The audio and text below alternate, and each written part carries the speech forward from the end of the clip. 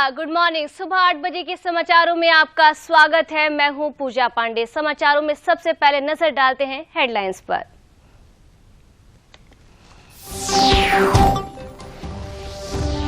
उत्तर प्रदेश राज्य स्थानीय निकाय समर्पित पिछड़ा वर्ग आयोग का किया गया गठन। सेवानिवृत्त न्यायमूर्ति राम अवतार सिंह बने अध्यक्ष। ट्रिपल 3 परीक्षण के बाद दिया जाएगा आरक्षण, उसके बाद होंगे निकाय चुनाव। मुख्यमंत्री ने राज्य कृषि उत्पादन मंडी परिषद की बैठक में राजस्व संग्रह पर जताया संतोष का। किसानों के हितों को ध्यान में रखते हुए लखनऊ में एग्री मॉल का किया जाएगा निर्माण। केंद्रीय कृषि मंत्री नरेंद्र सिंह तोमर ने बलरामपुर और केंद्रीय मंत्री डॉक्टर जितेंद्र सिंह ने अमरोहा में जनता से किया संवाद। कार्यकर्ताओं को दी सरकार की योजनाओं को जनता तक पहुंचाने की जिम्मेदारी। और गोरखपुर में भूमाफिया जवाहर यादव के खिलाफ की गई बड़ी कार्रवाई। गैंगस्टर एक्ट के तहत 158 करोड़ की संपत्ति की गई जब्त। 400 करोड़ से अधिक की संपत्ति की गई चिन्हित। और अब खबरें विस्तार से। इलाहाबाद की लखनऊ खंडपीठ ने कि नगर निकाय चुनाव पर बिना ओबीसी आरक्षण के चुनाव कराने के निर्णय देने के बाद प्रदेश की राजनीति का पारा चढ़ गया है। सरकार ने पहले दिन ही अपनी राय व्यक्त करते हुए कहा था कि हम बिना पिछड़ों को आरक्षण दिए नगर निकाय चुनाव नहीं कराएंगे, भले ही इसके लिए उच्चतम न्यायालय का दरवाजा खटखटाना पड़े। जहां ट्रिपल टी के परीक्षण के बाद चुनाव कराने के लक्ष्य पर आगे बढ़ते हुए सरकार ने उत्तर प्रदेश राज्य स्थानीय निकाय समर्पित पिछड़ा वर्ग आयोग बना दिया है। सेवानिवृत्त न्यायमूर्ति राम अवतार सिंह इसके अध्यक्ष नामित किए गए हैं। वहीं सेवानिवृत्त आईएएस चोब सिंह वर्मा, सेवानिवृत्त आईएएस महेंद्र कुमार, भूतपूर्व अपर विधि परामर्शी संतोष कुमार विश्वकर्मा और पूर्व अपर विधि परामर्शी ब्रजेश कुमार सोनी को सदस्य नामित किया गया है। जहां आयोग एवं अध्यक्षों की नियुक्ति 6 माह के लिए की गई है। प्रमुख सचिव नगर विकास अमृत अभिजात ने यह अधिसूचना निर्गत की है।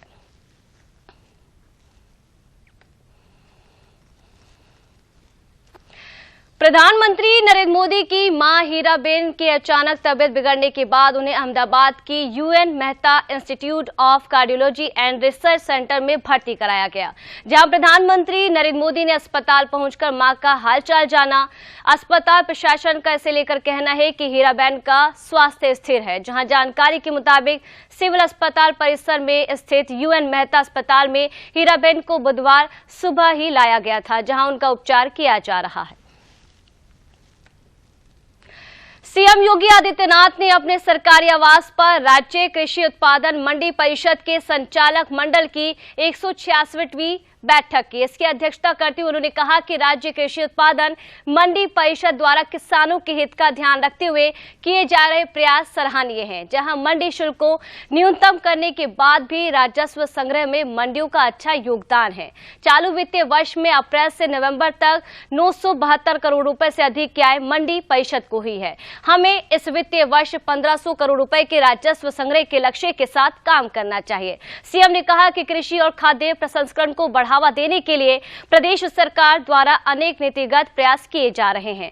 प्राकृतिक खेती को प्रोत्साहित करने के लिए भी योजनाबद्ध तरीके से कार्य किए जा रहे हैं। किसानों को उनकी उपज का उचित मूल्य मिले, उत्पाद की ब्रांडिंग हो, सही बाजार मिले, इसके लिए राजधानी लखनऊ में एग्री मॉल स्थापित किया जाना आवश्यक है। इस मौके पर कृषि मंत्री सूर्य प्रताप शाही, कृषि विपणन राज्य मंत्री दिनेश प्रताप सिंह, कृषि उत्पादन आयुक्त मनोज कुमार सिंह, अपर मुख्य सचिव कृषि देवेश चतुर्वेदी, निदेशक मंडी परिषद अंजनी कुमार सिंह सहित अन्य वरिष्ठ अधिकारी उपस्थित थे।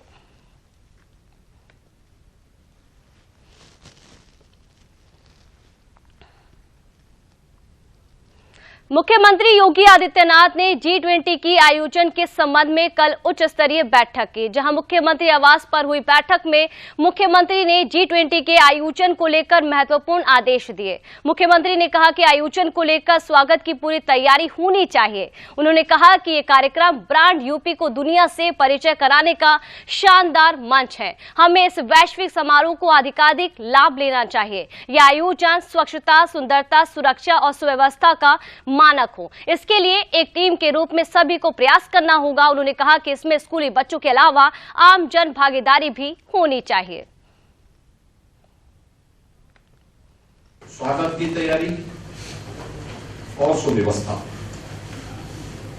पूरे उसको लेकर कहीं भी कहीं कोई इस प्रकार की स्थिति न आने पाए जिस पर लोगों को टिप्पणी करने का अवसर मिले। तो सब बुनियादी ढांचे के बारे में सड़कों पर कहीं गड्ढे नहीं दिखने चाहिए, धूल नहीं दिखनी चाहिए और कहीं भी अव्यवस्था या गंदगी नजर नहीं आनी चाहिए। सांस्कृतिक दल, उनके लिए जो एक लक्ष्मण रेखा रहेगी वो उसी के दायरे में रहेंगे। ऐसा नहीं कि बहुत बार लोग जब कोई काफिला गुजरता है तो उसके बीच में आने का प्रयास करते हैं और सेल्फी लेने का प्रयास करते हैं, तो उसके लिए भी सभी जगह अलर्ट रहेंगे कि कोई भी इस प्रकार के तत्व उसमें न घुसने पाए कि जो अनावश्यक डिस्टर्बेंस करने का प्रयास करेंगे उनकी आड़ न कर सके। और सांस्कृतिक दल के लिए स्पेस हम लोग तय कर लें। दूसरा, कलाकार तो रहेंगे ही, स्कूली बच्चों के अलावा आम जन की भी भागीदारी इसके साथ जोड़ने और पुष्प वर्षा के माध्यम से स्वागत की तैयारी। मुख्यमंत्री ने कहा कि हायर एजुकेशन से जुड़े हुए सभी विद्यार्थियों की इसमें सहभागिता होनी चाहिए। मुख्यमंत्री ने आगे कहा कि भारत की अध्यक्षता वाले G20 के 1 वर्ष की अवधि में उत्तर प्रदेश के वाराणसी, लखनऊ, आगरा और ग्रेटर नोएडा में अलग अलग कार्यक्रम होने प्रस्तावित हैं। जनपदों में अतिथि देवो भव की भारतीय भावना के अनुरूप आयोजन को भव्य बनाने की तैयारी की जाए। साथ ही साथ 4 जनपदों के अलावा भी बाकी जनपदों में भी व्यवस्थाएं सुनिश्चित की जाए। सीएम ने कहा कि अब हमारे तैयारी के लिए समय कम है, इसलिए शीघ्र ही सारी व्यवस्थाओं को तैयार की जाए। सीएम ने निर्देश दिया कि G20 के लोगों का विभिन्न कार्यक्रमों में ज्यादा से ज्यादा प्रयोग किया जाए।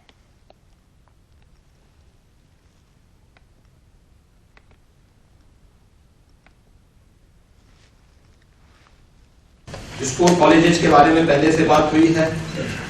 उनमें हायर एजुकेशन को सभी प्रदेश के कम से कम जितने भी विश्वविद्यालय हैं, चाहे वह गवर्नमेंट के हों, हायर एजुकेशन के हों, टेक्निकल एजुकेशन के हों, एग्रीकल्चर के हों या फिर औद्योगिक विकास के हों या फिर प्राइवेट यूनिवर्सिटी हो, इन सबको भी इसके साथ जोड़ें। लखनऊ में शहीद पथ की रेलिंग ये जगह जगह खराब हो रखी है। NHAI के साथ बातचीत करते हुए रेलिंग को हम मरम्मत करवा दें या उसको ठीक कर लें और वहां पे जो सुंदरीकरण की कार्रवाई होनी, लोगो G20 का लोगो हर एक आइटम पर दिखे। हमारे जो भी इससे संबंधित पत्राचार होते हैं उसमें G20 के लोगो भी दिखना चाहिए। हम जो गिफ्ट दें उसमें G20 का लोगो दिखना चाहिए। हम हर एक उसके साथ G20 के लोगों को भी जोड़ लेंगे तो अच्छा रहेगा। पूरे प्रशासन को और पुलिस को और सभी अन्य संबंधित विभागों को उसके लिए अपने आप को तैयार करना होगा। और मुझे विश्वास है कि आज जिन विषयों पे चर्चा हुई है उसको इससे भी बेहतरीन तरीके से आप लोग इन सभी 4 सिटीज के अलावा अन्य जगहों पर भी उसी रूप में प्रस्तुत करेंगे। ऐसा नहीं कि हम केवल वैल्यू और उसके आसपास का ही करेंगे और अगर वो यहाँ से अयोध्या गए तो अयोध्या में उनको कुछ दूसरा दृश्य देखने को मिल रहा है। पूरी सिटी, पूरे प्रदेश को उसके लिए अपने आप को तैयार करना। केंद्रीय कृषि मंत्री नरेंद्र सिंह तोमर ने कल बलरामपुर में बरदोलिया में पन्ना प्रमुखों से मुलाकात की। उन्होंने पन्ना प्रमुखों से पार्टी के कार्यों में जी जान से जुटने के निर्देश दिए। जहां मुंडिला में मतदाताओं से सीधा संवाद करते हुए सरकार की नीतियों और योजनाओं के बारे में आम लोगों से राय ली। इस अवसर पर उन्होंने कहा कि प्रधानमंत्री की नीतियों से देश में लगातार प्रगति हो रही है। विपक्षी पार्टियां इस विकास में व्यवधान डालने के लिए रोज कोई न कोई साजिश रचती है, जिसे हमें नाकाम करना है। पार्टी की नीतियों की जानकारी आम जन तक पहुंचे, ये कार्यकर्ताओं की जिम्मेदारी है। अब हम लोग सिर्फ अपने गांव तक ही सीमित सोचते हैं। महिलाओं की दृष्टि से खुले में शौच या शौचालय का महत्व समझते हैं, लेकिन 7 लाख बच्चे प्रतिवर्ष खुले में शौच के कारण मक्खी वहाँ बैठती है। मक्खी बैठने के बाद बच्चे के पास जाती है, बच्चे के दूध पर बैठती है, बच्चे के खाने पर बैठती है, उसके बच्चों को डायरिया होता है तो प्रतिवर्ष 7 लाख बच्चे मरते हैं। केंद्रीय विज्ञान एवं प्रौद्योगिकी राज्य मंत्री डॉक्टर जितेंद्र सिंह कल अमरोहा में कई कार्यक्रमों में शिरकत की। उन्होंने भाजपा कार्यालय में पार्टी पदाधिकारियों के साथ भी बैठक की, जहां कलेक्ट्रेट सभागार में केंद्र की जन कल्याणकारी योजनाओं की समीक्षा की गई। तोहफापुर गांव में चौपाल लगाकर ग्रामीणों की समस्याएं सुनी और उनके समाधान के लिए अधिकारियों को निर्देश भी दिए। इस अवसर पर केंद्रीय मंत्री ने गर्भवती महिलाओं को पोषण पोटली भी वितरित की। इस मौके पर उन्होंने कहा कि प्रधानमंत्री की नीतियां देश को जोड़ने के लिए हैं। उन्होंने कांग्रेस की भारत जोड़ो यात्रा पर कटाक्ष करते हुए कहा कि उनकी भाषा भारत जोड़ने वाली नहीं लग रही है। उन्होंने कहा कि हमारी सरकार ने जाति, धर्म, संप्रदाय से ऊपर उठकर सबके लिए काम किया है।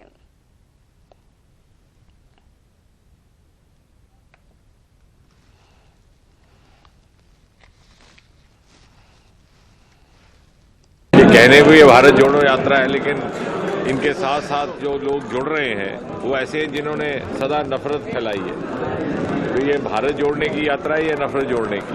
नहीं, देखिए, भारतीय जनता पार्टी में भी और मोदी जी के नेतृत्व की सरकार में भी सदा समय समय पर इस प्रकार की प्रवास रहते हैं।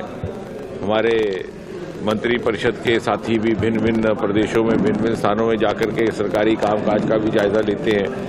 योजनाएं किस हद तक धरती पर उतरी हैं, कितनी मात्रा में उतरी हैं, उसका भी एक जायजा लिया जाता है। अभी इसके तुरंत बाद हमारी प्रशासन के क्रम के तहत इस सरकार में और इस संगठन में इस प्रकार की योजनाओं, इस प्रकार के प्रवास का एक क्रम रहता है, योजना रहती है, उसी के अंतर्गत है। और उत्तर प्रदेश चूंकि मोदी जी और योगी जी के डबल इंजन से चलने वाली सरकार है, जिस प्रकार यहाँ पर विकास बड़ी तेज गति से हुआ है पिछले कुछ वर्षों में, उसको समझना, उसको देखना, उसका अनुसरण दूसरे प्रदेशों में करना, उसके लिए भी हमारे लिए एक मौका है।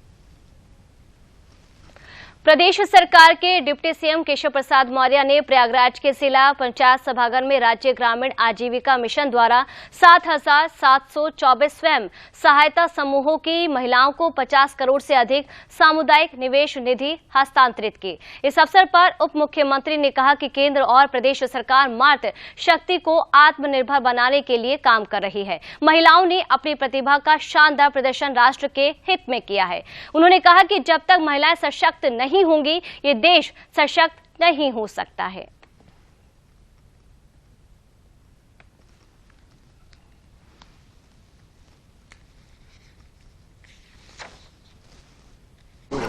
उत्तर प्रदेश का जो हमारा ग्रामीण क्षेत्र का राज्य की आजीविका मिशन है, उसके माध्यम से आज समूह की बहनों को रिवॉल्विंग फंड के रूप में प्रयागराज, प्रतापगढ़, कौशाम्बी, फतेहपुर में लगभग 53 करोड़ रुपए की राशि समूहों को देने का काम किया गया है।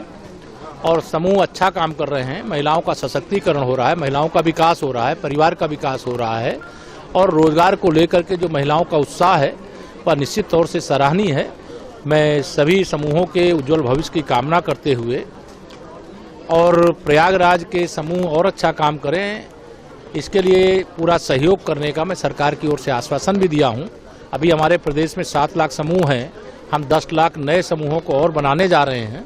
और जिस प्रकार से एक स्वर में सभी बहनें बताती हैं कि पहले महिलाओं का समूह का हिस्सा बनना परिवार की अनुमति नहीं मिलती थी, लेकिन आज परिवार भी अनुमति दे रहा है, अब महिलाएं भी जुड़ना चाहती हैं। ये शुभ संकेत हैं। ये हमारे माननीय प्रधानमंत्री श्री नरेंद्र मोदी जी के बहुत योग्य मार्गदर्शन का परिणाम है।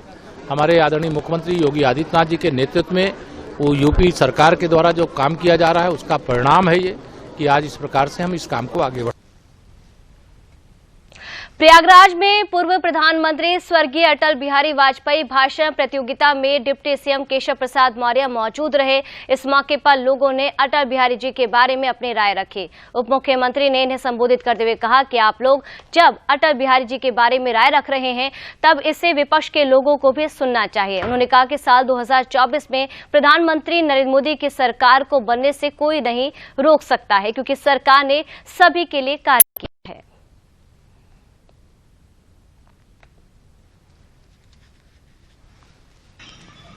तो जैसे आजकल कोई अपराध होता है तो सीसीटीवी में अपराध की गतिविधियां कैद हुई, ऐसा पर देखते ना न्यूज़ में, लेकिन अपराध करने वालों को पकड़ने के लिए अपराध किया तो वो पुलिस करेगी, लेकिन पार्टी का सीसीटीवी कैमरा हर कार्यकर्ता के पीछे लगा हुआ है। मुख्यमंत्री योगी आदित्यनाथ के निर्देश पर प्रदेश भर में अपराधियों और माफियाओं पर अंकुश लगाने के लिए चल रहे अभियान का असर गोरखपुर में देखने को मिला। खोराबर थाना क्षेत्र में भूमाफिया एवं हत्या में आरोपित जवाहर यादव पर गोरखपुर पुलिस ने बड़ी कार्रवाई की है। इनके खिलाफ गैंगस्टर एक्ट के तहत कार्रवाई करते हुए 158 करोड़ की संपत्ति जब्त कर ली गई है।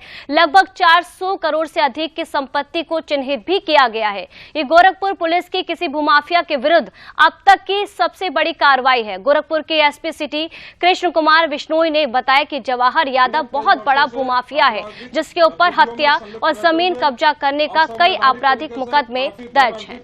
अपने और अपने परिजनों के नाम से चल अचल संपत्ति खरीदा गया है।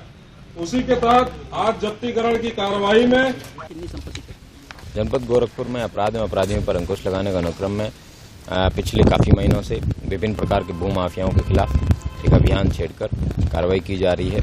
उसी अनुक्रम में एक जमीनों की खरीद फरोख्त एवं कब्जे करना और उसी के अनुक्रम में हत्या करना, इस तरह के संगीन अपराध में एक व्यक्ति है जवाहर यादव खोराबार में, जिसके ऊपर गैंगस्टर अधिनियम के तहत कुल 400 करोड़ से अधिक की संपत्ति चिन्हित की गई है, जिसकी जब्तीकरण की जाएगी।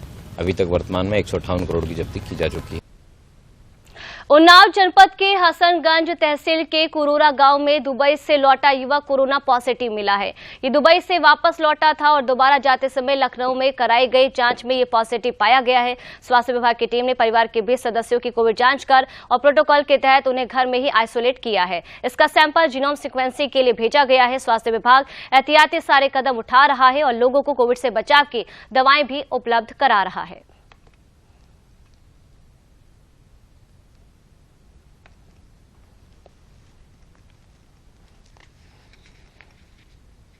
ये 21 साल का एक लड़का है जिसका नाम विशाल कुमार है। ये इसको दुबई जाना था। दुबई इसने जाने के पहले अपना चेकअप कराया था, कोरोना चेकअप कराया था। एसिम्प्टोमेटिक ऐसा कोई भी लक्षण नहीं है, तो उसमें ये पॉजिटिव आया है। और इसके परिवार में 4 लोगों में कॉन्टैक्ट ट्रेसिंग हो चुकी है और इसका सैंपल BF7 जीनोम सीक्वेंसिंग के लिए KG में ये आज करोरा गांव में एक कोविड पेशेंट की जानकारी प्राप्त हुई है। उसी के संबंध में MOIC हसनगंज और मैं और जो लोकल स्थानीय पुलिस है वो यहाँ पे आई हुई है। पूरे जो लोकेलिटी है उसकी सैंपलिंग जो है वो कराई जा रही है। इसके साथ ही यहाँ पे अभी बैरिकेडिंग का कार्य शुरू किया जाएगा, बैरिकेड कराया जाएगा। जो क्वारंटीन प्रोसीजर्स में 7 दिन की बैरिकेडिंग है और कोरोना जो प्रोटोकॉल है उसका पालन कराते हुए सभी लोगों की यहाँ पे सैंपलिंग के साथ सभी को दवाई का वितरण और सभी लोगों को आगाह किया जाएगा कि कोरोना के जो भी नियम है उनका पालन करते हुए जो नियत 10 दिन का समय है उस 10 दिन के समय में सबसे दूरी बना के रखें। बढ़ती ठंड को देखते हुए बाराबंकी में जिला प्रशासन ने सड़क किनारे असहाय और गरीब लोगों के लिए रैन बसेरे की व्यवस्था की है। इनको कंबल भी वितरित किए जा रहे हैं। रैन बसेरा में बिस्तरों की व्यवस्था भी की गई है। रात्रि में सड़क मार्ग से जाने वाले लोगों के लिए ये सुविधा उपलब्ध है। शहर में अलाव भी जलाए जा रहे हैं। नगर पालिका और नगर पंचायतों में रैन बसेरे की जिम्मेदारी संभाल रखी है। जिले के आलाधिकारी इन व्यवस्थाओं की मॉनिटरिंग भी कर रहे हैं।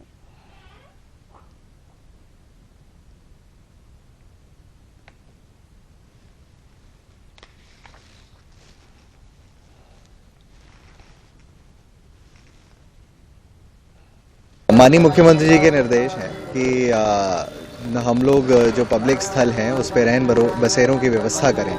तो उसी के क्रम में हम लोगों ने जो बाराबंकी में जो रेलवे स्टेशन है और जो बस स्टैंड्स हैं, ऐसे समस्त जितने भी हैं जो हमारे नगर निकाय क्षेत्र है उसमें हम लोगों ने ये व्यवस्था सुनिश्चित कराई है। ये जो भी व्यवस्था है यहाँ पे बहुत अच्छी व्यवस्था है भैया। रजाई, गद्दा, कम्बल, सब कुछ, तकिया, कम्बल क्या बोलते हैं, सब बेड सब पड़ा हुआ है इसमें। बहुत बढ़िया व्यवस्था। जो अधिकारी आए थे भैया सब जाँच किए और जो कमी थी उसने पूरा किया। हम लेबर ही करते हैं साहब, ईंटा की गारा का काम करते हैं और लेबर हैं। ये बाराबंकी स्टेशन पे हैं हम और रैन बसेरा भी लगा है योगी जी का और बढ़िया सुविधा है, फर्स्ट क्लास पढ़ने की और तकिया, गद्दा, रजाई और पलंग को सब कुछ है व्यवस्था।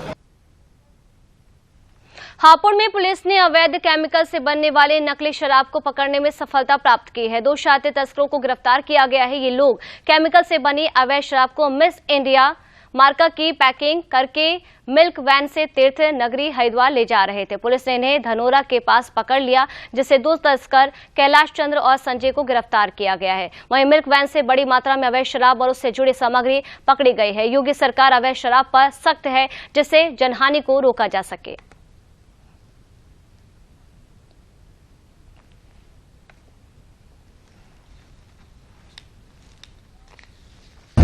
ये बुलंदशहर के रहने वाले हैं।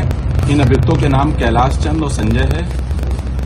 इनके पास से शराब, अपमिश्रित शराब और अवैध शराब बनाने के उपकरण और भारी मात्रा में बरामद हुए हैं, जिनका विवरण मैं आपको दे रहा हूं। इसमें सबसे उल्लेखनीय बात है कि ये एक्स्ट्रा न्यूट्रल एल्कोहल जो कि 5 जेरिकेन में बरामद हुआ है इनसे। पूछताछ पे इन्होंने बताया है कि नकली रैपर और नकली मार्का की शराब बनाकर इस एक्स्ट्रा न्यूट्रल एल्कोहल की मदद से उसको डाइल्यूट करके यूरिया मिला के अपमिश्रित शराब ये बनाते थे। कि यहाँ यूपी में सख्ती की वजह से ये कार्य ये ट्रांसपोर्टेशन करके उत्तराखंड में करते थे। तो हालांकि इस संभावना से इनकार नहीं किया जा सकता, लेकिन फिलहाल ये इनसे बातचीत के क्रम में ये चीज नहीं है। देखिए, शराब उत्तराखंड में ले जाके और वहां बना के बेचने की बात आई है। कुछ इनके पास बनी हुई शराब भी बरामद हुई है, जिसको इन्होंने बताया है कि ये बनी हुई रखी थी इनके पास काफी लंबे समय से, क्योंकि ये यहाँ सख्ती चल रही है, इसको रियलाइज नहीं कर पा रहे थे, इस वजह से ट्रांसपोर्टेशन करके। अमेठी में केंद्रीय मंत्री स्मृति ईरानी की पहल पर इन्वेस्टर इन अमेठी की तर्ज पर अमेठी जिलाधिकारी राकेश कुमार मिश्रा की अध्यक्षता में इन्वेस्टर सेमिनार का आयोजन किया गया। सेमिनार में देश और प्रदेश के बड़े नामचीन उद्यमियों ने हिस्सा लिया। इस दौरान उद्योग से जुड़े अधिकारियों और उद्यमियों के बीच संवाद किया गया और उनकी समस्याओं के लिए तत्काल निस्तारण के लिए निर्देश भी दिए गए। जिलाधिकारी राकेश कुमार मिश्रा ने बताया कि जनपद में उद्योगों को बढ़ावा देने के उद्देश्य से सेमिनार का आयोजन किया गया है। यहाँ पर 1000 करोड़ का निवेश किया जा रहा है। इससे अमेठी के लोगों को रोजगार के साथ देश की विकास दर बढ़ेगी।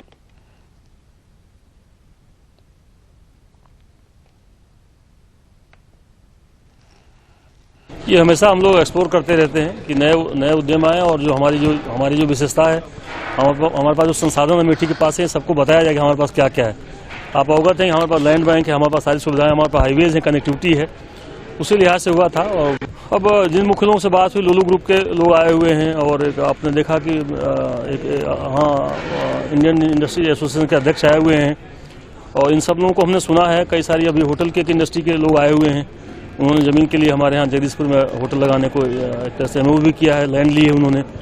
तो बाकी हम एक्सप्लोर कर लगातार बात कर रहे हैं और हमारे जो ऑलरेडी यहाँ पे जो उद्यमी है उनका किस तरह से विस्तार हो सकता है, वो और कितना पैसा इन्वेस्ट कर सकते हैं, वो सब लोग यहाँ पे इकट्ठा हुए हैं। हम लोग मिल करके इस बात विचार और चिंतन और मंथन कर रहे हैं कि कैसे चीजों को आगे बढ़ाया जाए। जैसा कि सरकार की जो सोच है कि नीचे लेवल पर भी हमारे उद्योग डेवलप हों, आज उसी के निमित्त जिन लोगों ने इच्छा जाहिर की थी और अब अधिक से अधिक जो सुविधा सरकार दे रही, उसी सुविधा के तहत छोटे छोटे लोग भी अब जो उद्योग लगाने के लिए तत्पर हैं। अब वो माहौल नहीं रहा उत्तर प्रदेश में जो पहले था कि एक एनओसी के लिए लोगों को दौड़ना पड़ता था। अब तो कैंप लगा करके सब कुछ देने का काम सरकार कर रही है। इसीलिए आज यहाँ पर इन्वेस्टर समिट का एक जो सेमिनार आयोजित है। सोच में लगाने का इस समय है कि जो सरकारी व्यवस्थाएं और सरकार से जो अनुदान और सारी चीजें मिल रही हैं, इस समय काफी मार्ग प्रशस्त हुआ है उद्योग लगाने में, इसलिए हम लोग जो है उत्साहित हैं उद्योग।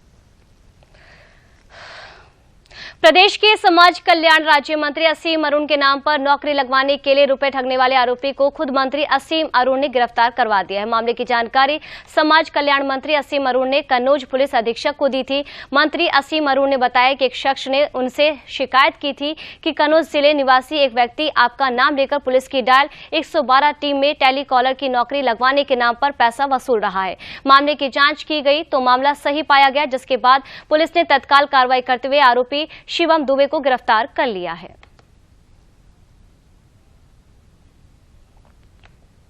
इटावा निवासी एक पीड़ित के द्वारा यह सूचना दी गई थी कि जनपद कन्नौज में एक व्यक्ति माननीय मंत्री जी के नाम का दुरुपयोग करके पुलिस हेडक्वार्टर पर टेलीकॉलर एग्जीक्यूटिव की भर्ती के नाम पर लोगों से ठगी कर रहा है। इस बात की तस्दीक की गई और आरोपी को गिरफ्त में लिया गया है। अभियोग पंजीकृत करके आरोपी का चालान किया जा रहा है। सर्च में उसके पास से जाली दस्तावेज भी बरामद हुए हैं। अग्रिम विधिक कार्रवाई की जा रही है।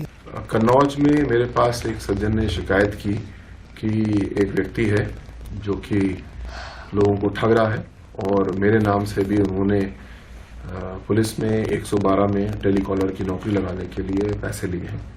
इसका परीक्षण किया गया और एसपी कन्नौज ने इसमें एक एफआईआर दर्ज कराई और मुझे खुशी है कि इन्होंने बहुत तेज विवेचना करते हुए इसके आरोपी को गिरफ्तार किया है और इसमें विवेचना कर रहे हैं। मैं यहाँ ये स्पष्ट करना चाहता हूँ कि मोदी जी, योगी जी के नेतृत्व में किसी प्रकार के भ्रष्टाचार के लिए जीरो टॉलरेंस की नीति है और इस प्रकार आपसे अनुरोध है कि कोई भी व्यक्ति किसी भी के नाम से, मेरे नाम से या किसी और के नाम से प्रवर्ग आयोग का किया गया गठन। सेवानिवृत्त न्यायमूर्ति राम अवतार सिंह बने अध्यक्ष। ट्रिपल परीक्षण के बाद दिया जाएगा आरक्षण, उसके बाद होंगे निकाय चुनाव।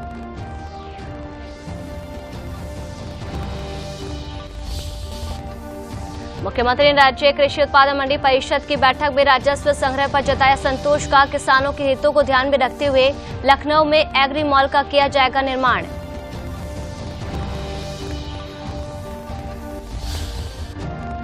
केंद्रीय कृषि मंत्री नरेंद्र सिंह तोमर ने बलरामपुर और केंद्रीय मंत्री डॉक्टर जितेंद्र सिंह ने अमरोहा में जनता से किया संवाद। कार्यकर्ताओं को दी सरकार की योजनाओं को जनता तक पहुंचाने की जिम्मेदारी। और गोरखपुर में भूमाफिया जवाहर यादव के खिलाफ की गई बड़ी कार्रवाई। गैंगस्टर एक्ट के तहत 158 करोड़ की संपत्ति की गई जब्त। 400 करोड़ से अधिक की संपत्ति की गई चिन्हित।